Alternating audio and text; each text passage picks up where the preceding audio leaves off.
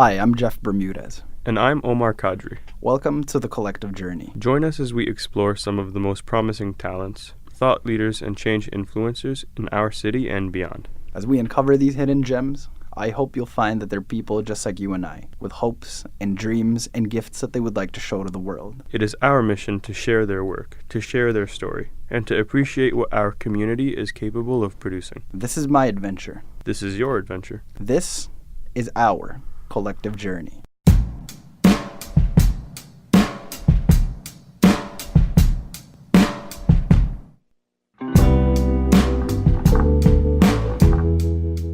Hello and welcome to this week's episode of The Collective Journey. Today we've decided to do something a little different. Every week we've showcased figures in our community with works, projects, and ideas that they'd like to share. Well, what about the average citizen? I bring to you today just that.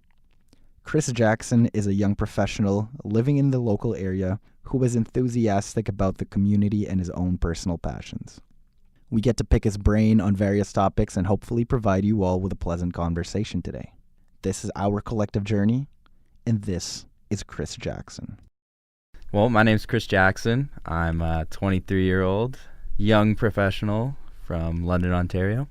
I work at a paving stone yard, and I don't do much of note, but I'm a pretty interesting guy. Have some interesting opinions. Maybe you'd want to hear them. I do my work, go home, and do my things. I have my own hobbies and my own opinions on things, and hopefully we can talk about those today. All right, let's start with your hobbies. What do you like to do? Oh, well, as I was talking to you about before, I really enjoy building computers. That's kind of one of my pastimes. I enjoy music on a level, and one day I would hope to make something for myself, but it's a very hard industry to do anything in and not be discouraged by the amount of success you see other people have. And when you look down at the bottom and see like 10K views, you're like, well, that guy's not a record label. He's probably not a millionaire. This is an amazing video, something better than I feel like I could make, but nobody really cares. So it's like that's a very discouraging thing to see in this day and age when there's so much out there, but all the eyes are concentrated on so few.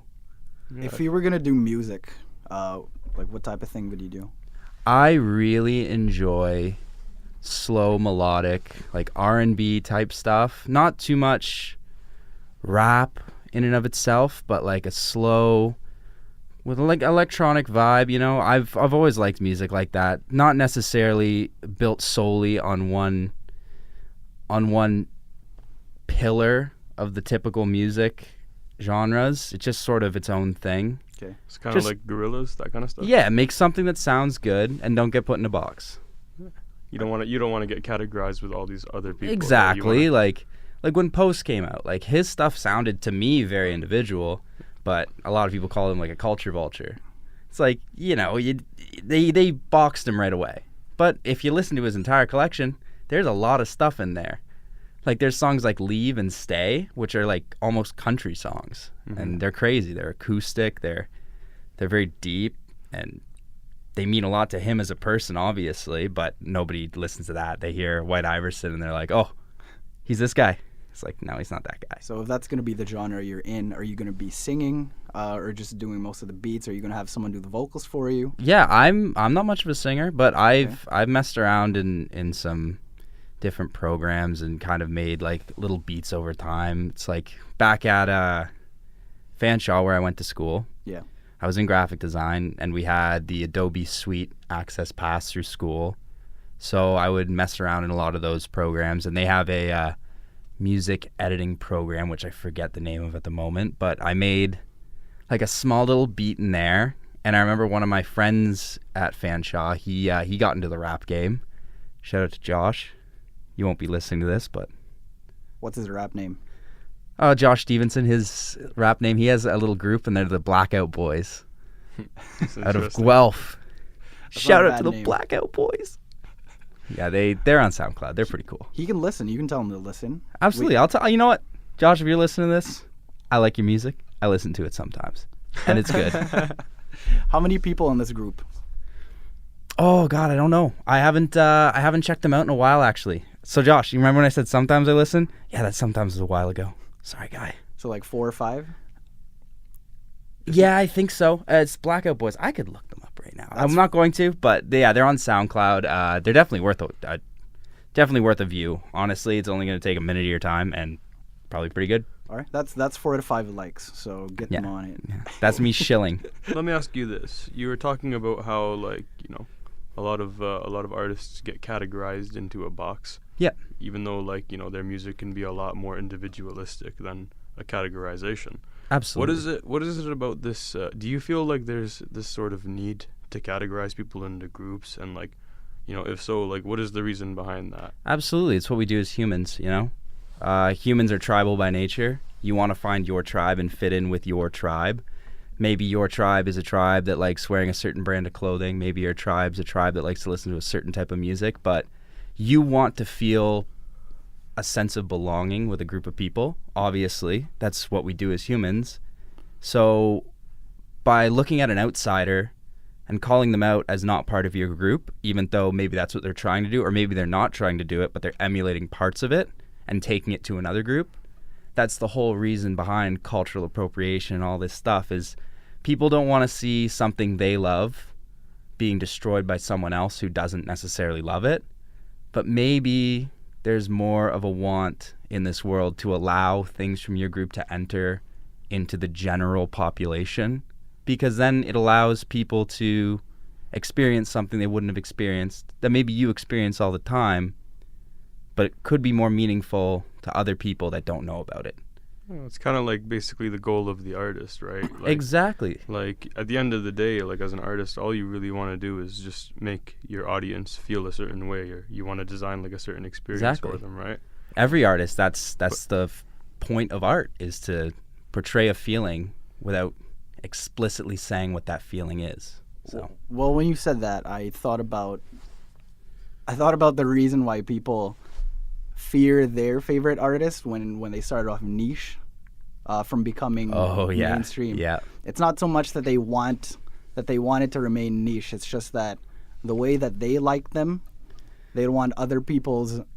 They think that other people have the wrong idea about them, and it just mutates whatever they loved originally into something else entirely, and it gets bastardized. And you're not wrong. And the thing is, people aren't wrong in their fear of that either. That's happened in the past with artists who get signed to a major record label. They have to keep putting out music, so they start to conform to what everything else is, and then their music stops being what it once was when they were indie and had to be something different. Yeah.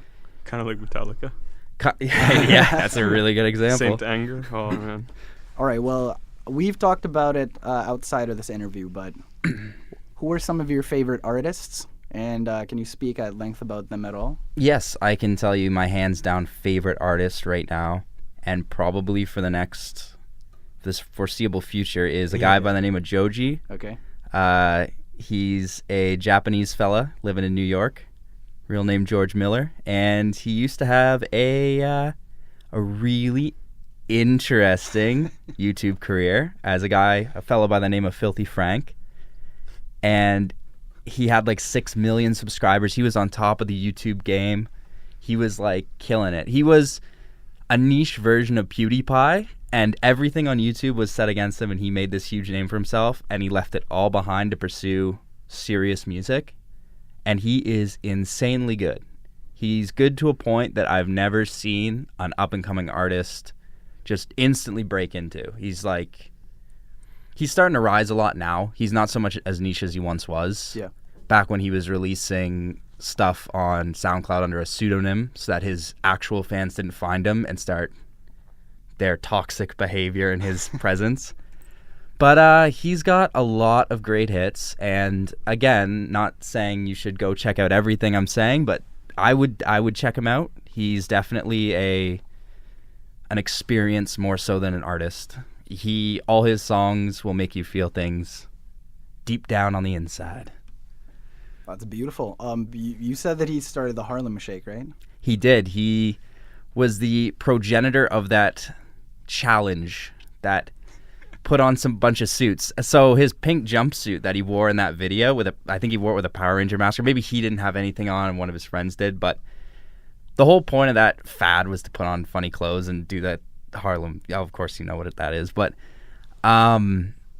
he and his friends were the first video like that, and then he kind of got a lot of fame off of that in a very strange way because he was still making those weird, awkward YouTube videos, but then he like was invited places and met people. Like he met Steven Tyler because of that, and like all these weird people who are just older people, more out of touch with the internet, and really want to know how he kickstarted something so large. Even though it got him no fame because nobody knew who started it and it went away quicker than anything. But for a while there, that's what everyone was doing, was that stupid video. So the thing that's interesting about music is that, music really evolves as technology develops, right? Yeah. Like when you go back to the gramophone era, like, they recorded music according to like what that could capture. And then as stereo, like mono and stereo came out, they started, doing bands in studios. And then as digital music came out, it started, being reduced to like one person making all these different sounds. Yeah, absolutely. And now that the internet is out, it's like music has become so easily accessible. Like things like Spotify or SoundCloud or Apple Music. Yeah. It's like music is so easily available to all these people, which kind of like dilutes the market. Well, where do you like at this point, what do you think is going to be the future of music? Like how do you feel like music, like what's going to be the next thing let's go back. Captures everyone's attention and pushes the industry? Yeah, let's go back to kind of where modern music kind of took its foothold. When the electric guitar kind of first became a thing, that's kind of when music went into what we consider like the modern age, I would think. Of now things can change at a much more rapid pace after that. So everything starts picking up and people are more and more starting to get past. They're starting to take advantage of the technology available at a much higher rate. I think the internet in and of itself isn't going to help with the sound of music as much as it is going to help with I'm trying to think of the word, as much as it's going to help the proliferation of good music. So the better music gets, it's not getting better. I guess the term is, the easier music is to produce, the more people can produce it. And now with the internet, the more people have the option to listen to it, but you can't get everyone to focus on one thing at a time on the internet. It's all very spread out. And it almost hurts small musicians quite a bit, because if you're small, how is someone going to find you in this sea of white noise? There's no way, unless you get extremely lucky, which all these artists we know today, not all these artists, a lot of modern artists have, like Post Malone's White Iverson, great example, blew this guy up overnight, and that was a great song. But I would say there's probably a song floating around on SoundCloud right now that's been up for a month that musically is just as good, but no one will ever find it. Or maybe a small group of people will find it, and it will take that guy years to blow up as opposed to that overnight hype. It's almost like, those musicians have to take a more active attempt in targeting a niche market. Absolutely. They got to take advantage of everything, every tool in their arsenal to get there. Anyways, yeah, I heard somebody say once that like the greatest musician in the world is probably just some random like average Joe that lives in China or India. Oh, absolutely. Something like that. Yeah. The person that's the best at something probably is just still undiscovered.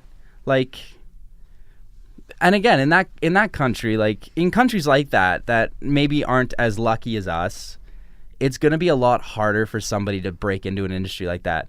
Like they said, like how many Albert Einsteins have died before they got old enough to show how smart they are? It's like probably thousands, millions of people just as smart have like died in countries somewhere that we never learned how great they are. It's just a fact of life that not everyone gets to strut their stuff in the way they should. But, I think in the modern age that's getting easier and better. Some people's work doesn't get appreciated until after their age, right? Exactly. People like, for example, like Vincent van Gogh. Yeah. Like, during his time as an artist, he was considered a crazy person. Yeah, right? exactly. I mean, really in the defense of everyone at the time, he was cutting his own ear off and doing all kinds of other funky stuff. So, I mean, at the time, he wasn't considered as great as maybe he was. But again, art's a little bit different than music, and it's not so much about quality as it is talent of the individual, because someone can stumble across a great beat. Mm-hmm. Somebody can't stumble across a great piece of art. They can, but art comes from a different place. Art, physical art, and art in the form of painting. I went to school for graphic design, so I did like a whole course on this. It was, modern art looks stupid to a lot of people, and it is stupid. It's 100% stupid, in my opinion. The art itself isn't what's on display. It's what you see when you look at that's on display. Your own emotions are on display in that art piece. Some people's art is a plastic chair in the middle of a white room. What does that say? Basic? I don't know. Exactly. Special? No, you're right, though. Yeah. It's whatever you think it says. So you say it means nothing. The artist says it means this to them. So to them, that could be a $10 million art piece. If one other guy who happens to have $10 million comes in that room and sees it and it means something to him, guess what? Now worth $10 million. Art should be considered as not what the thing is, but what the thing makes you feel. That's what art is. It's the feeling you get when you look at something or hear something or feel something. It's a feeling, right? So modern art is stupid in the fact that it could mean nothing to you, but it's really smart in the fact that those guys are highly trained. Anyone who makes modern art is highly trained.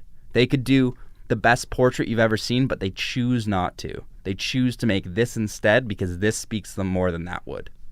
And that's what felt right at the time. Exactly. That's what felt right in that moment. Let's go back to you mentioning the artists having their work that could go undiscovered for years. Yeah. We were watching some video of Steve Lacy. Oh yeah, and from like 2016. Exactly, and I'd never heard it before. Yeah.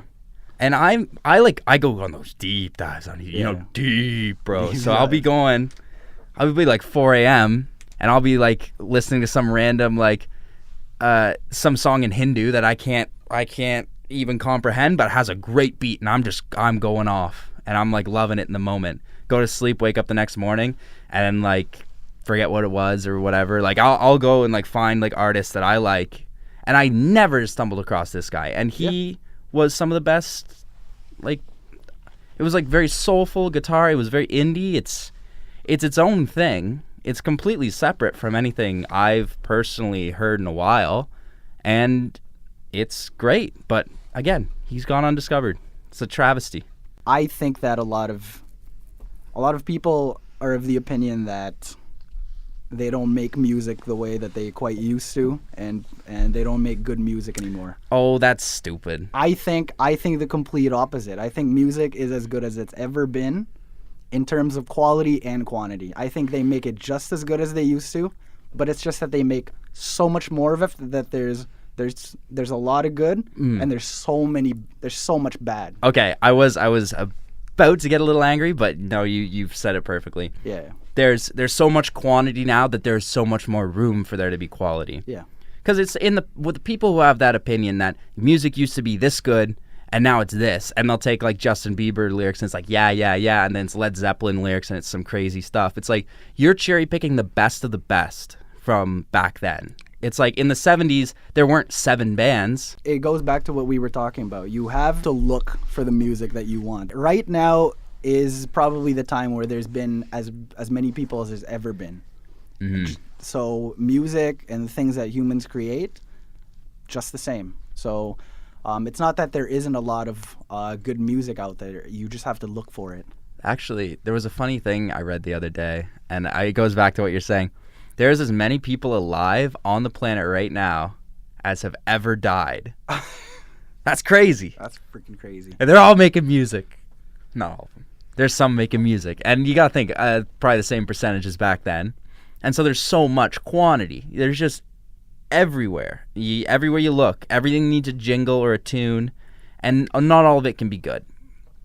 And I think that what you're seeing is maybe we're putting up on a pedestal people who have had good songs in the past and are fighting to keep at the top, but if they make a mistake, it still gets put out, and you're still gonna see it, and then you're gonna criticize it, and then it's not gonna change. It's just, it is what it is.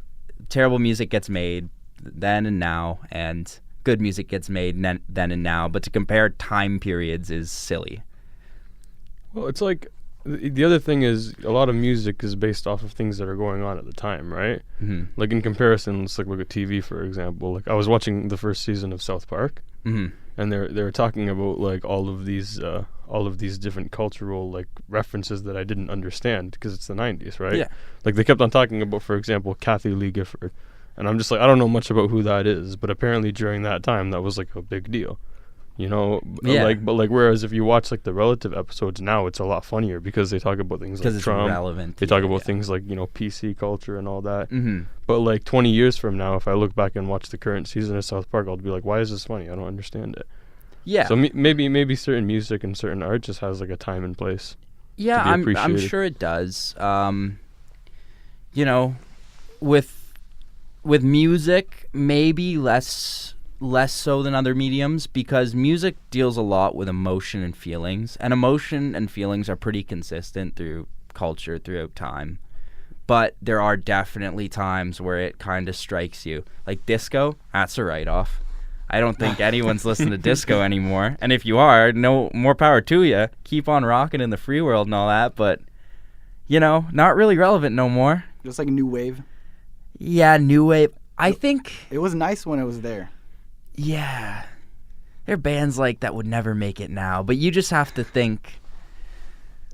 Yeah, it's a lot of stuff does get dated. Like no one's listening to Limp Bizkit. Well, there are people listening to Limp Bizkit, but you know what I mean? Like that's very 90s. That's very early 2000s, very ooh wow. That's kind of strange, but that's not so much dating of an art piece as much as it is a style was in and a style was out. There's just music out there though that when you hear it, it Sounds. triggers an emotional reaction to you. Yeah. And I think it transcends, time and space. It's all time and space. Yeah. It's all about the feeling that you get, and you just have to look for it now. There are those artists out there. Yeah. We're not moving backwards. Life is getting all those feels in before the end, so the more music you listen to, more feels you get. Let's do it. Yeah, let's do her. Yeah, I think you're right. It transcends time. Some of it transcends time. That's the great stuff. That's the stuff people always point back to, is the stuff that does end up transcending time. The stuff that doesn't quite make the cut, you don't see that 30, 40 years from now. Therefore, music was better back then, because I'm not seeing all the garbage that didn't come forward, Yeah. Yeah. I think with technology, our records keeping is going to be better. So I think, the more research that's done, we can unearth maybe things that weren't given their due in the time that they came out. Yeah. I mean, I don't know. Record keeping gets better, but people's memory doesn't. Yeah. So I don't know how much. Here's a good thought experiment. Like, do you think 500 years from now someone will remember you in particular? Probably not. Yeah, exactly. If you go back to name 5 people from the 1500s, can't do it because there aren't that, like, you don't like care. Renaissance artists. Yeah, you don't care Explorers. about that far back. So I think we need to, for music especially, you just focus kind of on the time you're in. You don't really go back. You don't have to go back too far. Record keeping musically isn't as important as I think a lot of people hold it. People hold it on this high pedestal of this was great and this wasn't. It doesn't matter through time. It's just what's popular right now is what you should be focusing on, because to get that transcendent track takes you to realize you can't go forth trying to make the most transcendent piece of music that's going to last the ages. It's like that doesn't happen. We've talked a lot about music, but what are some of your other like hobbies that you're very passionate about as well? Oh God, I like the old Vidya, as we talked about earlier, the old Vidya games. Yeah. But I don't know. I don't know how culturally appropriate that is right now, because I feel like there's this mentality that people don't really talk about video games and stuff as much in the same kind of mediums. Like, there's almost a medium in and of itself for that specifically, and to transition from something like that into something like that is not really something people do. We don't need to go that in depth, but video games is very much in the fabric of our society right now. People get paid to do it. Hell yeah. It's a job now. Fortnite. I still can't believe that like people are paid to be watched playing video games online. Yeah, that really speaks volumes to our era. And they're considered athletes. Athletes. Air quotes. Okay, first of all, on the very highest level, those Counter-Strike players, those are athletes to a degree I can't understand. Their reaction times are so quick. Like, I wish I could visually represent. I literally can't, but they are athletes to a level that they have performance-enhancing drugs they have to be screened for. Because, like, if they take Adderall or something, that gives them enough of an edge that they can, they can win to a noticeable degree more. They're pushing their bodies to the actual limits of, like, human speed and, like, accuracy. It's actually really insane. That's the only one that I think is that crazy, is the Counter-Strike, because, like, they are insane with, like, how they move and how they arrange themselves and, like, how quick they have to think in the moment. It's insane to me. But I'll say it for all video games, not just Counter-Strike. Yeah. When you mention that, it's as much an athletic endeavor as chess. Because that too, right? It's about the speed of your mind and your ability to think on your feet. Because a lot of that competition is timed. Yeah. Yeah. But I think comparing it to chess is adequate to a point. Chess is a very surface level game. You have this many pieces, you know how they all move. The weird thing about games like that is there's a third dimension to it of you're playing against, like, if it's a 5 versus 5, which is what Counter-Strike is, you have to play chess with 5 people and you have 5 pieces on your side of the board, but you only are allowed to move one of them. Yeah. So it's crazy that some guys in that game will carry their team and destroy the entire enemy team alone. It's just like that guy is playing chess against 5 people at once, but he's only moving pawns. And, like, that's how he plays the game. It's like, it's insane how, like, strategic they have to be. There's also some game theory involved, I imagine. Like, you have to make predictions about, like, oh my god, what decisions the other team members are going to make, and you have to act according to that. Well, let me ask you this. Like, that kind of a activity, that kind of a practice, right? Yeah. A lot of people would, like, listen to that and hear, like, oh, you spent so much time doing this, and they just call it a waste of time. It's fulfilling in my life. To you, that's enough of a justification that it makes you feel fulfilled that you've, like, overcome that challenge. Yeah. It's kind of like a limit that you're trying to push. Yeah, like, your whole goal being here is to set goals for yourself, complete the goals. I mean, there's nothing else really to do. You can do whatever you want in life. It's like, if that's what I want to do in that moment, I could do it. Yeah, to be honest, who says it's a waste of time? Exactly. That's what I'm saying. And for as long as you're not hurting anyone, that's your time. That's your time, and you're free to do with it what you exactly. Like. And if somebody wants to spend their precious brain power worrying, thinking about how this random guy over this microphone wasted his time, then you're just wasting your time, I could say. But I don't think you are. I think you're allowed to have whatever opinion you want to hold and do whatever you want with your time. It's your time, right? Thank you for tuning in to another episode of the show. That's all the time that we have for this week. But join us again next episode as we conclude our conversation with this week's guest. If you or somebody you know would like to be on the show, hit us up on any of our social media. We are Collective Journey on Facebook. We are Collective Journey on YouTube. We are Collective_Journey on Instagram. And always remember, this is not just my adventure, but it's yours as well. This is our